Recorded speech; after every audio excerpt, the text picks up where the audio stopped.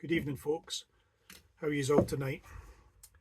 So, at the weekend I went to an antiques fair, and the last one I went to I wasn't very impressed because it was so mobbed that I couldn't get around it, and I kind of said to myself I wasn't going to be going back. But at the weekend I found myself with 10 minutes to spare, so I paid my £1 and I walked into the antiques fair, and it wasn't too busy, so that was a bit more pleasing than getting herded around like cats, which it's normally like. So I had a wee wander around, and from two different people. First person I saw had very nice J Rabone and Sons boxwood rule. The number on it is 1179,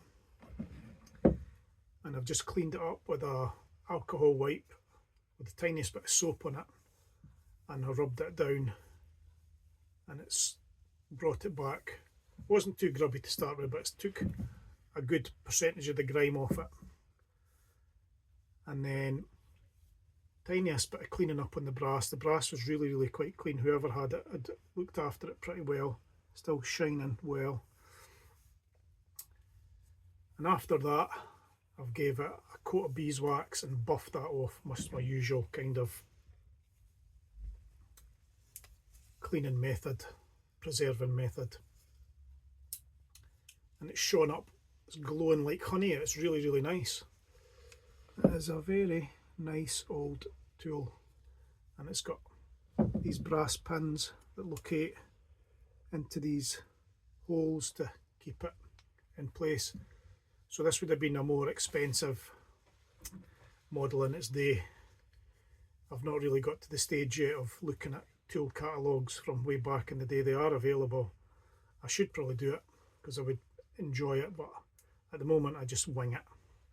So I just figured these were for someone who wanted a wee bit more stability and didn't want that wobbling about, racking itself. And this actually has a wee protractor in here. I don't know if you can see these few numbers and angles there. It wasn't doing a great deal, if I can see it myself. 45, 60 and 90. So whoever used these angles, they were the most popular ones, and they obviously bought this rule. And so that's a nice little addition to the rule collection. Paid £5 for this. I don't mind stumping up £5 for an old thing like that. You often get them a lot cheaper, but the kind of price reflected where it was. The card boot sale, that might be £1 from the right person, but it wasn't there. It was at the antiques fair, and you have to stump up. So the next tool I got, I had never imagined I would see one of these, and this is a Snail Brand. You see the snail here, Snail Brand. Solid cast steel, English made, says on this side, and it's very grubby, and the handle's got a wee crack in it here, but I've sanded that back a wee bit just to take the roughness off it, and gave the metal parts a good wire brushing.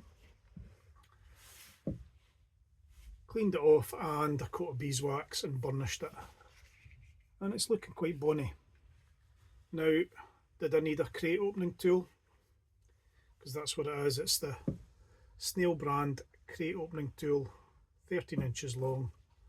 I've never seen one, so I figured I should buy it, because when will I ever see one again?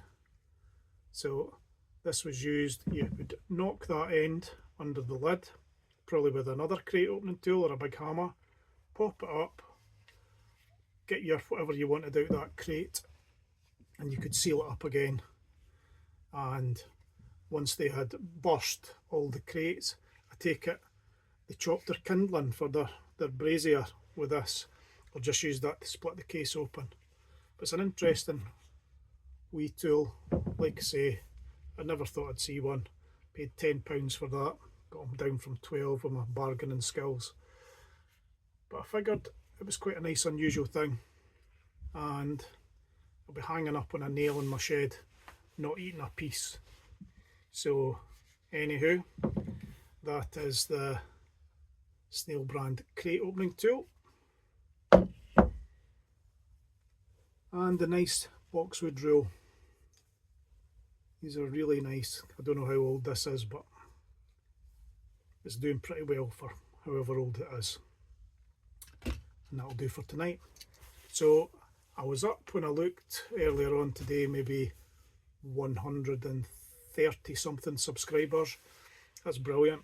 Thank you so much for subscribing, and the blathers will continue.